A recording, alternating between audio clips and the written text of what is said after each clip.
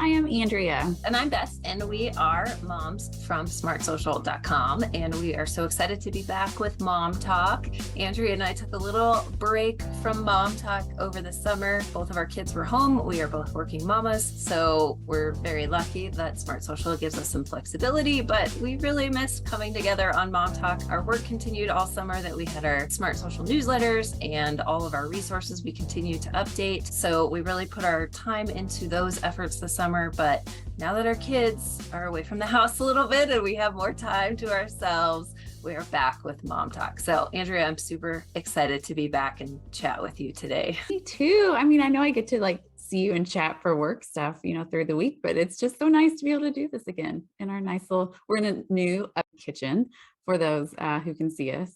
But yeah, it feels good to be back.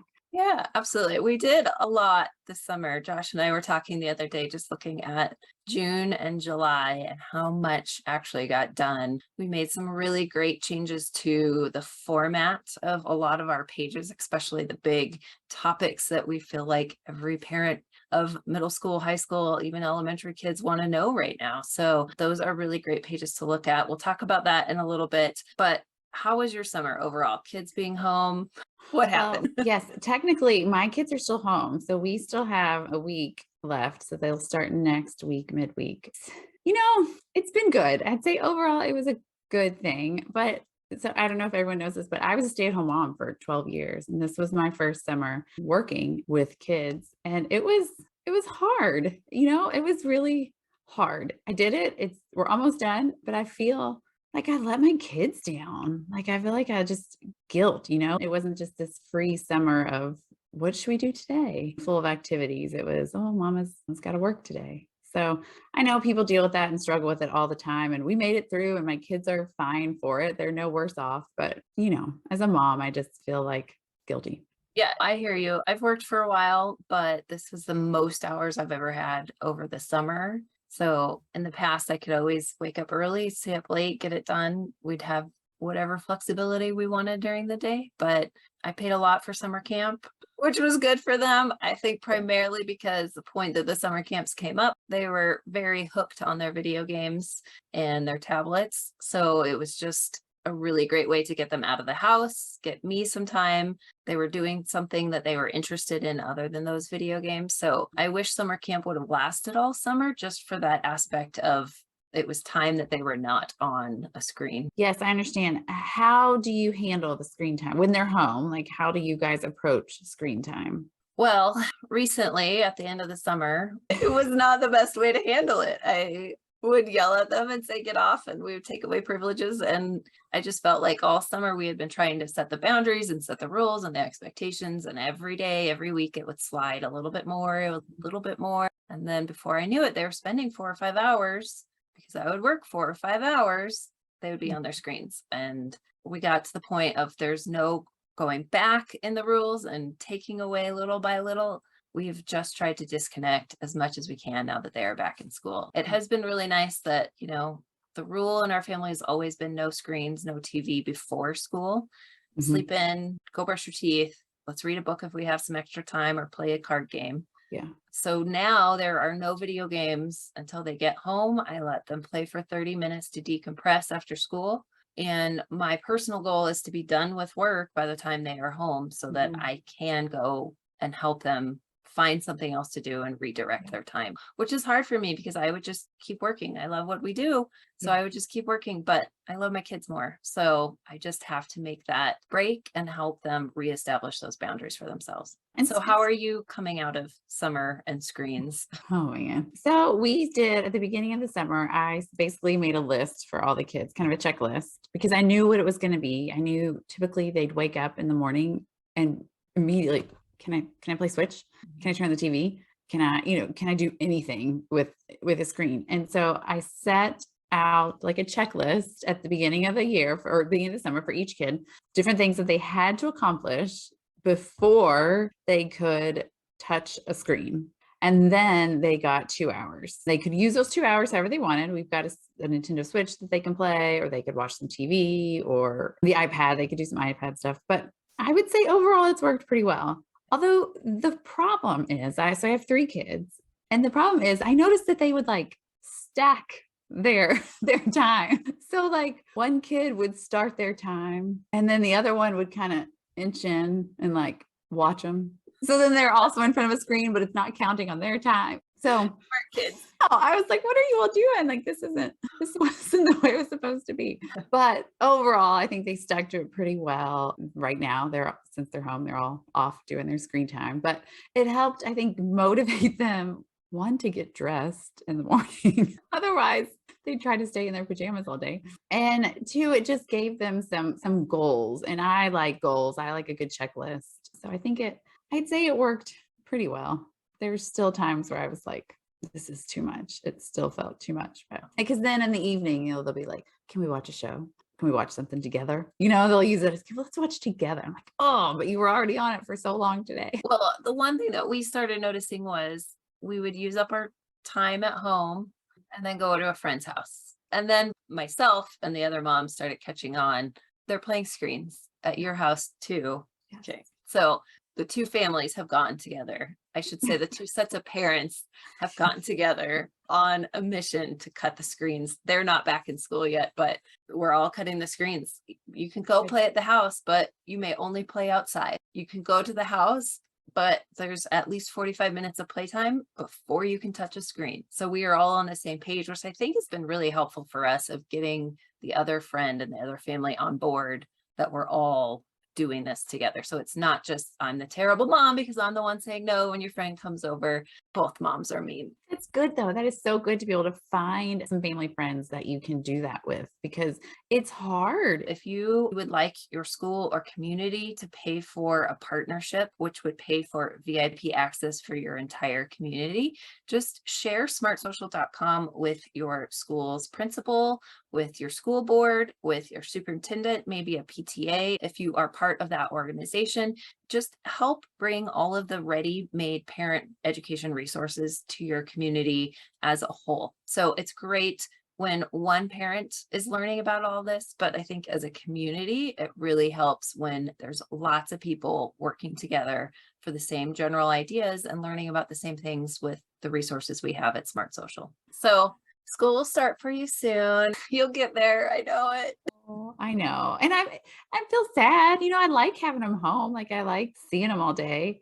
My grocery bill is going to go down, which will be nice because I swear they just snack or want to do electronics all day. Yeah. But they're good kids. I think they've had a decent summer. I look back on it, Beth, when I was a kid, we used to stay home with the babysitter for a while. And then when my brother and I were old enough, we stayed home by ourselves because my parents both went to work. Mm-hmm. And we watched so much TV. We literally would watch TV. It'd be on like all day almost sometimes because my mom didn't want us out running around out of the house when they weren't there. And so, we'd watch The Price is Right and Little House on the Prairie. And so I think, and we're okay. Yes. In the long run, I think just if you're having this thought or this question, you're thinking about it for your kids and there's good things happening. So I really feel like the more engaged we can be, the better our kids are going to be. But in the long run, we all need to give ourselves a break too. And they're going to be okay because we are giving it some thought. Yes, definitely.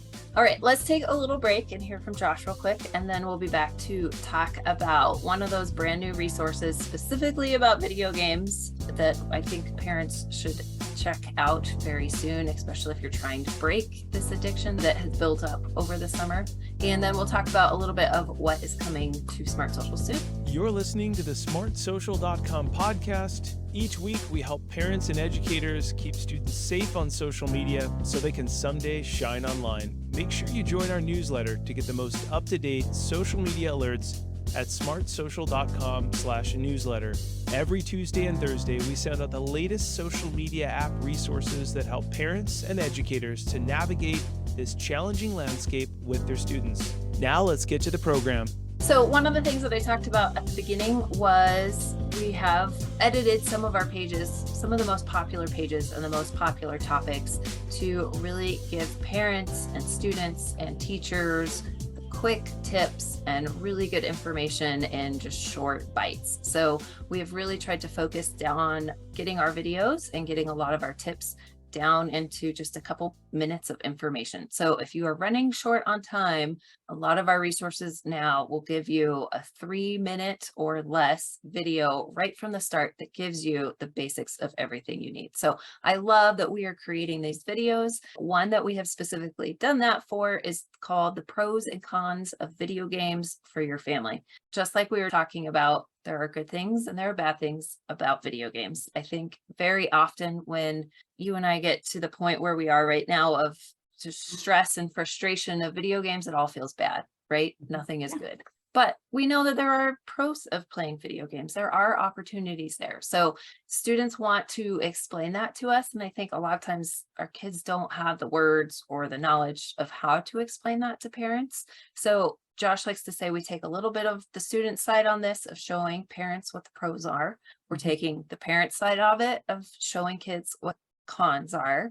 And then hopefully our resources are helping parents and students come together to talk about what's right for your family. So pros and cons of video games. We're not telling you which way to go. We're just showing you what to talk about. So if you haven't seen that resource yet, we will link to it below, or just go to smartsocial.com, search for video games, and that one should come up near the top of those search results for you. Yeah, I think that's a great resource because so many of our kids want to play video games. And as a parent, you want them to be safe on it, but you want them to have fun. And there are definitely ways to do that, that they can have a really good time and yet be safer. There are so many different types of video games too. So this one resource gives parents just questions overall of how to think about video games as a whole, but then what to look for in each specific type of video game. So I love this resource. We came up with a family checklist to know whether certain game is right for you. And then as always, we have very specific guides for different video games that have information that parents need to know. So this summer we updated Minecraft, Among Us, Roblox, Call of Duty. Gosh, what else? You did a lot of them. Yeah, hard to remember. We did Apex Legends. That was actually a new one for the site. Yeah, so if there is a video game that you want to play as a family or that you're considering whether letting your students play, just go to smartsocial.com and search for that game. And if we have a guide for that game, it will come up in the search.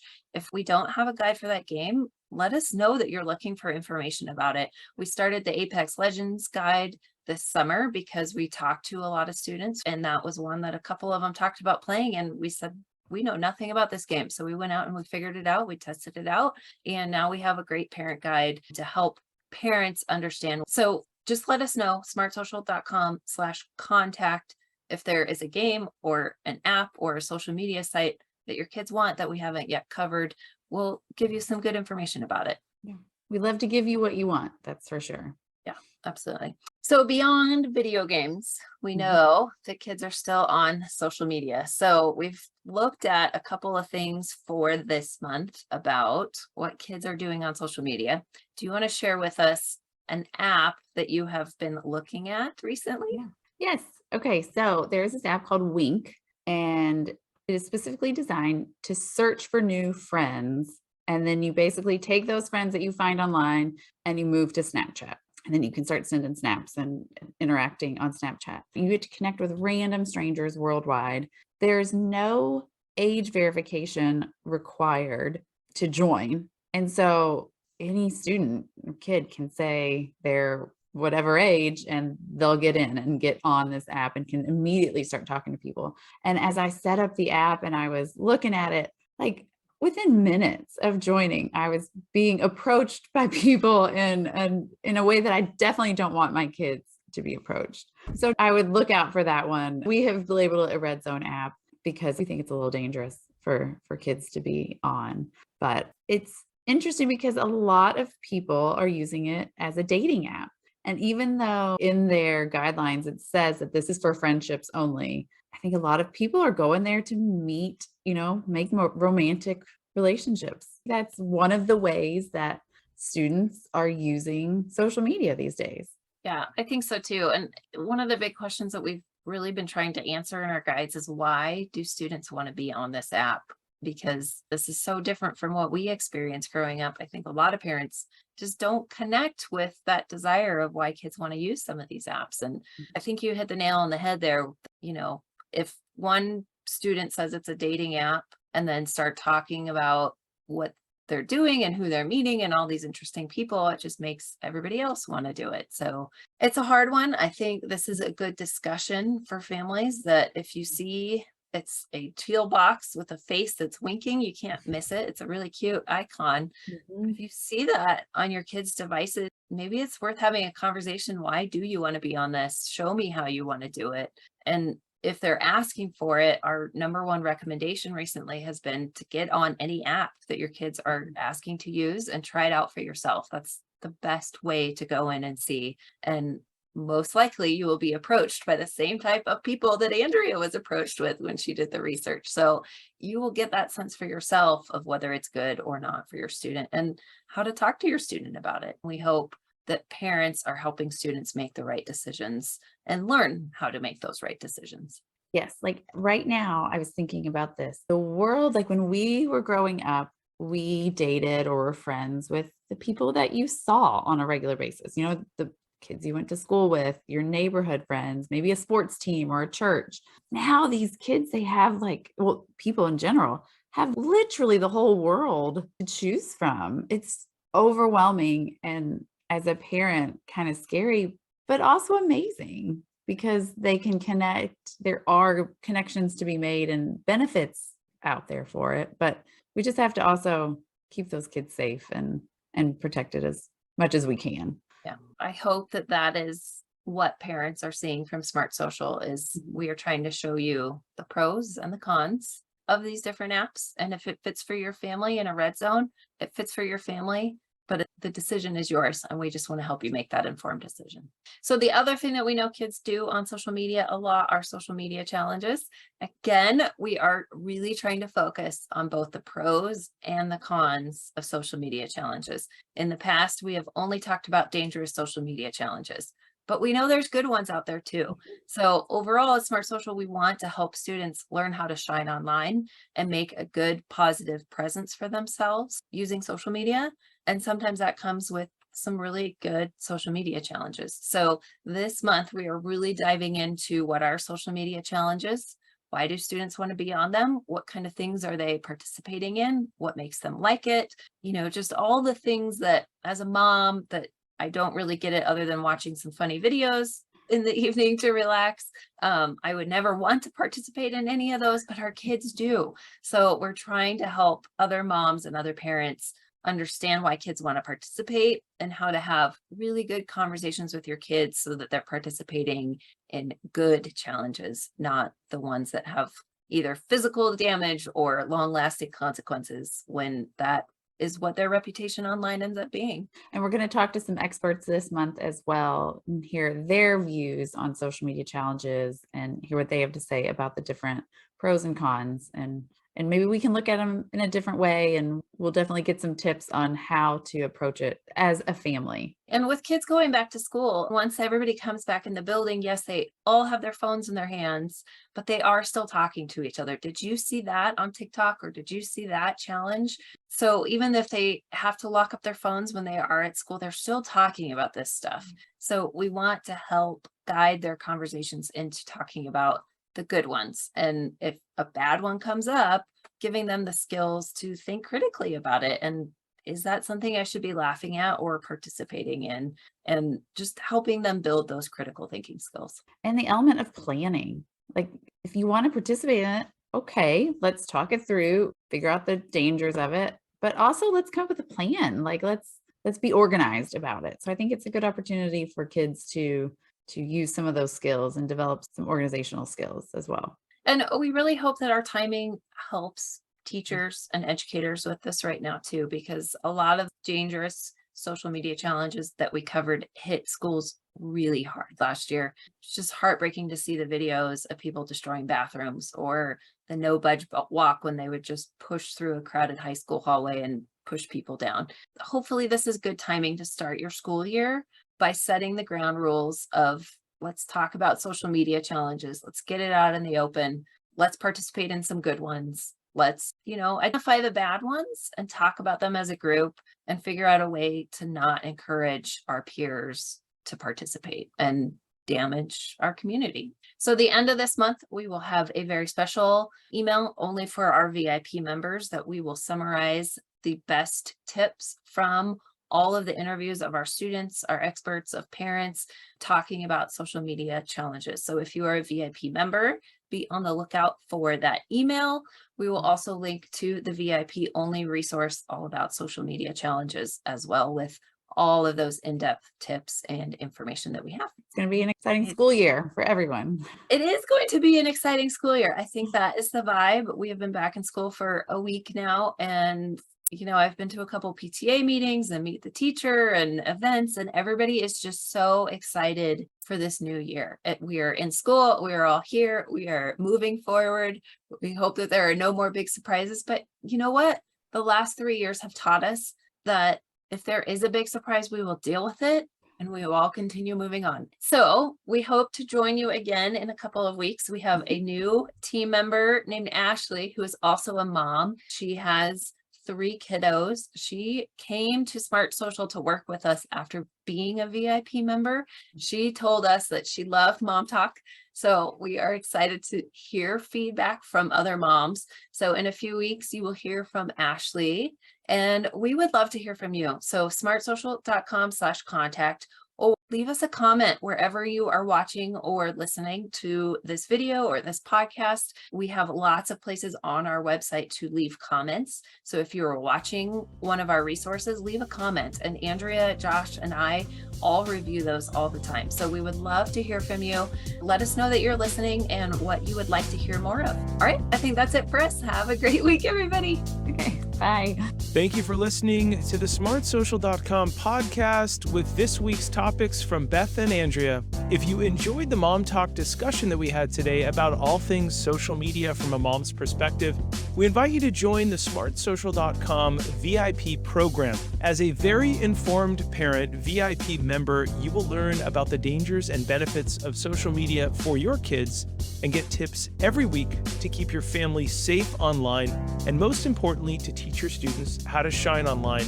We have over 130 detailed app guides that cover apps like TikTok, Snapchat, Instagram, and 100+ apps you might not have heard of, but your students may have visited or downloaded. Find out more and join today at smartsocial.com/VIP. Please remember to rate, subscribe, and review so we can continue to help more parents and educators just like you. I'm your host, Josh Oakes. As always, remember to keep it light, bright, and polite. We'll see you on the next episode. Have a great day.